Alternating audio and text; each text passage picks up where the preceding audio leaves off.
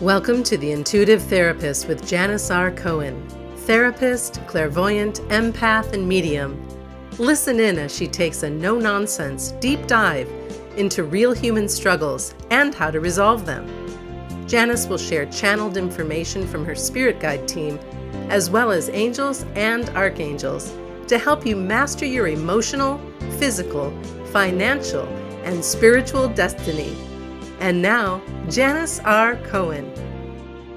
Hey y'all, this is Janis Cohen, the Intuitive Therapist, here on the Intuitive Therapist podcast. So happy you're here with me today.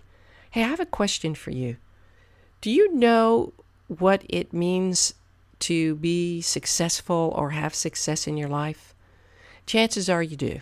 Most people would be able to say, well, I have X amount of money, I drive this car, I have this house, I'm able to travel here, I've got these great clothes, I have status, I have fame, I have friends, or even love. I mean, whatever it is, like if I asked you, what does success look like? How do you know you're successful, and how do you become successful? You would know how to answer me.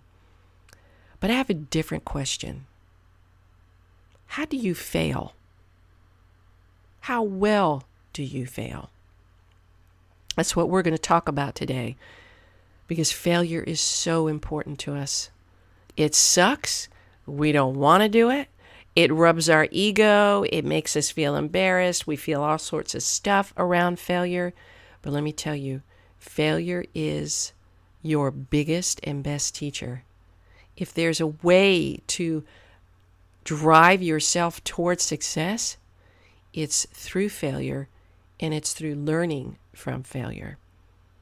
Whether it's on a coffee mug, t-shirt, or in an advertisement, we are constantly being reminded, either metaphorically or literally, about how to measure the value of our lives.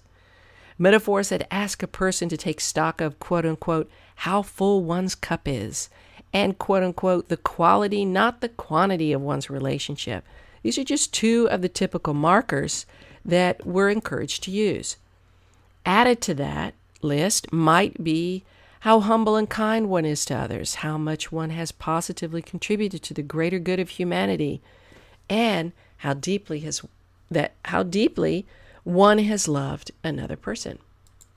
And while these indicators are pretty typical to reflect the positive side of, quality life, one important and often neglected measure of how well we've lived a life is failure. Specifically, how well someone fails. Now, most people don't think about failure as if you do it well or not.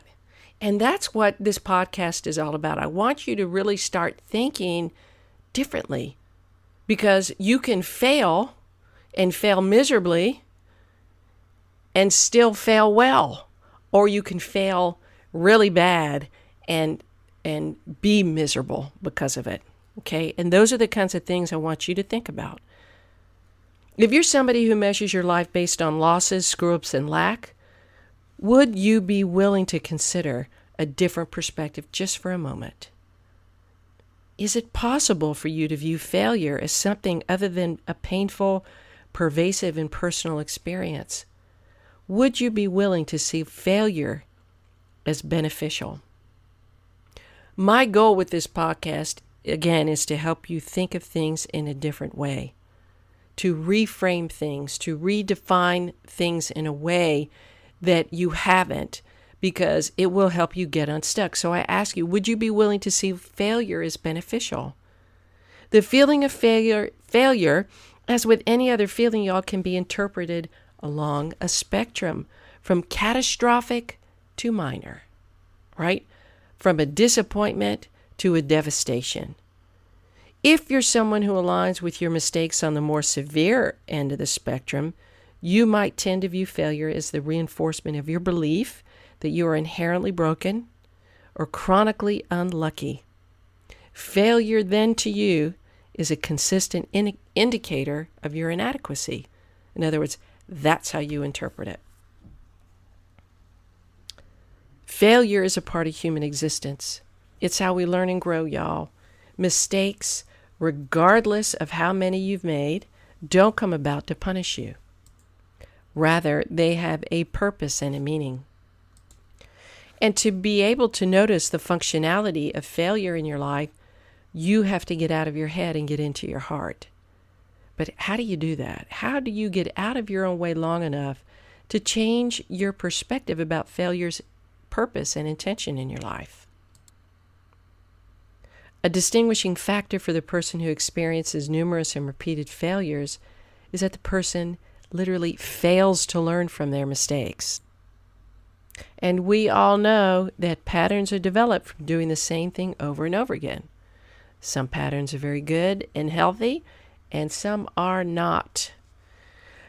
Y'all know the definition of insanity, right?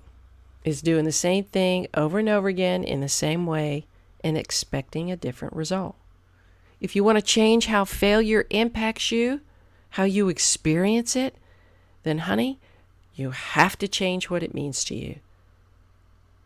And that will change your experience of it. How do you do that, though? What needs to happen in order for you to change how you experience failure?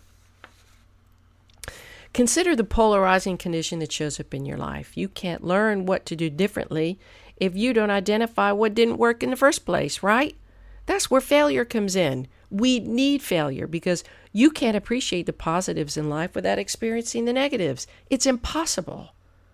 And you certainly can't begin to make better decisions without being subjected to the heartache that accompanies bad ones.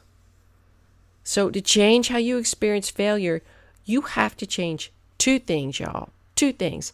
How you perceive it and how you use it. How well you fail is the primary indicator of how well you succeed. Please remember that. I'm going to say it again. How well you fail is the primary indicator of how well you succeed. Failure is the biggest roadblock to success. We want to experience success. If you want to experience success, change what failure means to you. Instead of believing that failure represents who you are as a person, the person who is inadequate, who lacks something, who is not good enough, shift your focus and see it as a tool that you can use to get the results you want. Use it, exploit it, learn from it. That's why it's there. Henry Ford said, if you think you can, you can. And if you think you can't, you can't. It is as simple as that. That attitude makes a huge difference because attitude is everything. I think about this concept of failure a lot in my life. I remember attending a retreat where it was a business coaching retreat, and the person said, you know what? Go out and fail. It's good for you. Failure is awesome. Fail a lot. Because the more you fail, the more you know what doesn't work, what you need to stop doing, and what you can do more of. So look back at your life when you believed you failed. How quickly did you recover? How quickly did you get back up after you took the hit? What actions did you take after you learned the purpose of that failure? How long did it take you to learn the purpose of that failure? And who are you now after learning how to do things differently? What do you do differently? Strategies are everywhere and for everything. How to lose weight, make more money, or find the love of your life, y'all. There are strategies for failing well, too. And I want to tell you about 3 fail-proof steps to help you fail well, okay? So the first step 1, is I want you to view failure as something you have done versus who you are. People who struggle to fail well tend to blame failure on something inside of themselves, inadequacy, stupidity, or some other personal quality that has influenced their lives over which they believe they have no control. It's like they're just automatically these awful, flawed, horrible people. That's not the case. Failure is a behavior. It's not a personal quality or characteristic. Step 2, be optimistic about your failure. When you see failure as a building block to your future success rather than a pervasive, permanent, and personal experience, then you can use anything that happens in your life as for you rather than to you. Remember, I talked about that. If you know there's a likelihood that things might not work out well, but you know you have faith that no matter what happens, it's meant for you, then you're going to be able to be optimistic about a failure, and you're actually going to thank it. Say, oh my God, well, I'm glad we found out this now, this early on, so that we can change our trajectory and fix that for the future. Companies do that all the time. Businesses revamp all the time. People in relationships do that all the time. When you fail, it's one of the best ways to know that you're off course. Step 3, practice persistence. Persistence is optimism in action. It is that part of you that doesn't give up when times get tough. And it's the guiding force that pushes you through the most challenging moments. This is the time when others quit, but you don't. Failing well is the key to achieving success and to massively improving the quality of your life. Change what failure means to you and notice the other changes that happen within you and around you. And now I ask you, how well will you choose to fail from now on? I hope you've enjoyed this episode of The Intuitive Therapist, understanding that failure is one of the most important things you can do that will lead you to success. It's an integral part of how we grow and develop as human beings. It's an integral part of how we mature and how we use our lives to help others. So please consider failure as a gift. It sucks. It's painful. It can be embarrassing. It's confusing. But be open to understanding what its positive intention is and find that out and use it to benefit your life. If you'd like help in any area of your life through a reading or through therapy, and you feel like, you know what, it's time for me to make a change, I'm ready. I'm ready to invest myself, my time, my energy, my money, whatever it is. I'm ready to do whatever it takes. It would be my pleasure to help you.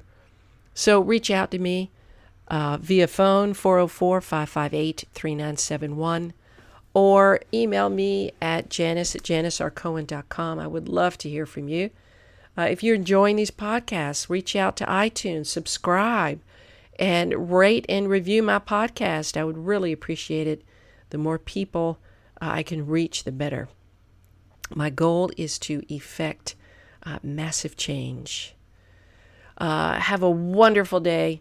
Have a blessed week. And as always, live intuitively. Thanks for listening to The Intuitive Therapist with Janis R. Cohen. If you like what you heard, the best compliment you can give us is to share this podcast with a friend and subscribe, rate, and review at iTunes.